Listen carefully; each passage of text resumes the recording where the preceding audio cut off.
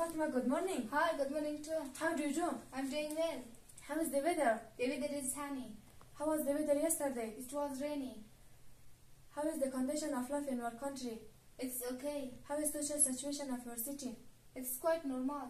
How is life going on? It's going on well. Okay, Fatima, thanks for your help. Have a nice day. You're welcome. Goodbye. به نام آن آفریدگاری که انسان را در احسن تقویم آفرید و قدرت بیان بخشید و در زیور علم و اندیشه آراست و درودی به پایان بر پیامبر مکرم اسلام که پیام آور رحمت، هدایت و روشنایی است. اولا سلام به تمام شما آموزگاران عزیز. امید که خوب و خوش خندان باشید و در تمام عرصه های زندگیتان موفق و کامرا باشید. و به درس دهم کانال راه سبز با من فاطمه خلیلی خوش آمدید و حال درس لغات را آغاز میکنم.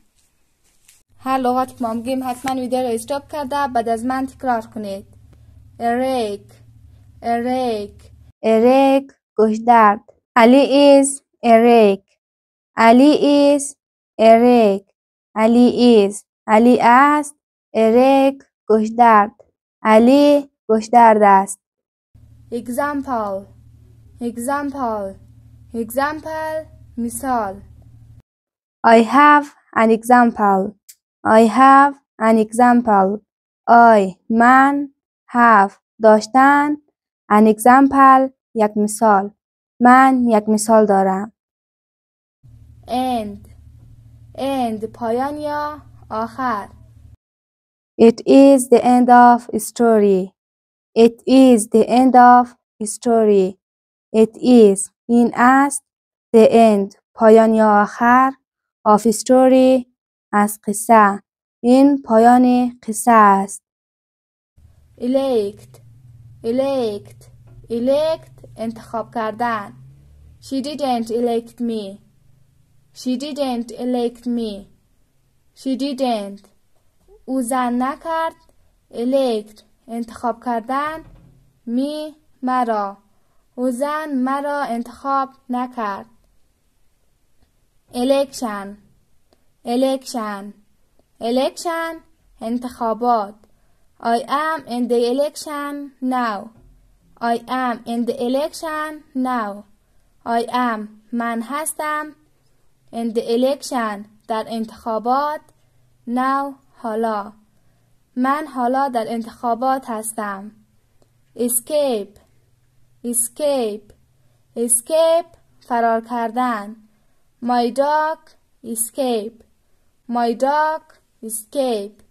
My dog سگ من escape فرار کردن. My dog escape سگ من فرار میکند. emulate، emulate، emulate رقابت کردن. We had emulate with them. We had emulate with them. We had ما داشتیم emulate رقابت کردن with همراه them آنها ما همراه آنها رقابت داشتیم. earring، earring، earring گوشواره. That is my earring. That is my earring. That is آن است my earring گوشواره من. آن گوشواره من است. دوستان عزیز، نظریات سالم شما به ما انگیزه می دهد. پس لطفاً کانال ما را سابسکرایب کنید تا ویدیوهای بعدی من را از دست ندهید. به نام خالق یکتا. سلام به بیننده های عزیز. امیدوارم که همیشه سربلند باشید. سکینه امیری هستم و به درس دهم کانال راه سبز خوش آمدید. خب دوستان، حالا درس را آغاز میکنم. How is the weather? How is the weather? How is the weather? آب و هوا چگونه است؟ weather آب و هوا. The weather is sunny, windy, rainy and snowy. The weather is sunny, windy, rainy and snowy. آب و هوا است آفتابی، بادی، بارانی و برفی.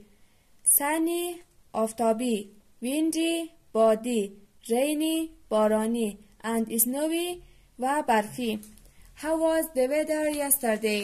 How was the weather yesterday? آب و هوا دیروز چگونه بود؟ Yesterday دیروز was بود. It was sunny. It was sunny. آفتابی بود. How is the condition of life in your country? How is the condition of life in your country? وضعیت زندگی در کشور شما چگونه است؟ Condition وضعیت. Life زندگی. Country کشور. It is okay.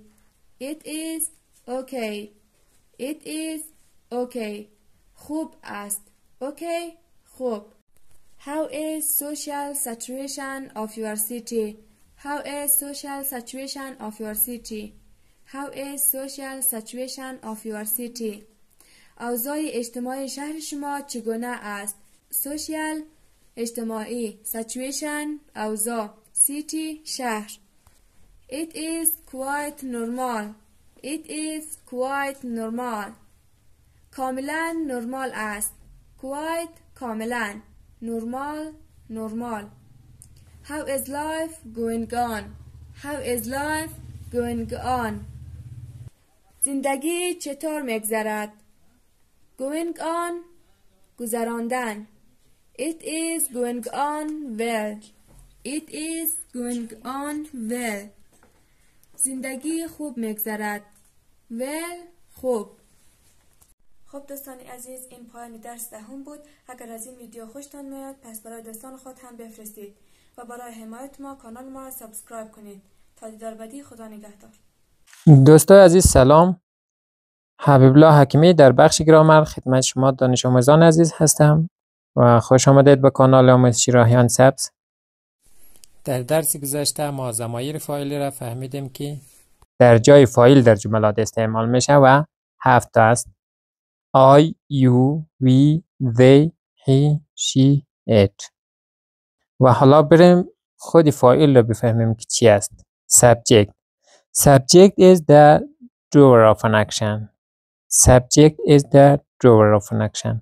فاعل کننده کار رو گوید. Subject is the doer of an action. فاعل کننده یک کار رو گوید. مثلا he fixes the car. او موتر را ترمیم میکند. کسی که ترمیم میکنه او کننده کاره. ترمیم کننده از موتر او است. او مرد است. پس او میتونه فاعل باشه. یا مثال دوم we play game. We play game. ما گیم بازی میکنیم. We play game. ما گیم بازی میکنیم. بازم بازی کننده گیم ما هستیم. پس ما چی هستیم؟ فاعل هستیم. fix ترمیم کردن. play بازی کردن. تعریف دوم subject is a person or things that we talk about it. Subject is a person or things that we talk about it. فاعل یا مبتدا شخص یا شیء است که ما در موردش صحبت میکنیم. مثلا he is a boy.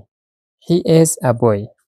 او یک بچه است. ما در مورد او صحبت کنیم. او یک بچه است. پس او که است میتونه فاعل باشد. چرا؟ چون در مورد او که یک شخص است صحبت شده. مثال دوم it is a book. It is a book. او یک کتاب است. آن یک کتاب است. بازم در مورد it صحبت شده. it یک فاعل است. چرا؟ چون در مورد یک بیجان یا شی صحبت شده. و تعریف سوم subject is the word which is used in the beginning of the sentences. Subject is the word which is used in the beginning of the sentences. فاعل یا مبتدا کلمه است که در اول جمله استعمال میشه. مثلا she teaches English. She teaches English. او خانم انگلیسی تدریس میکنه.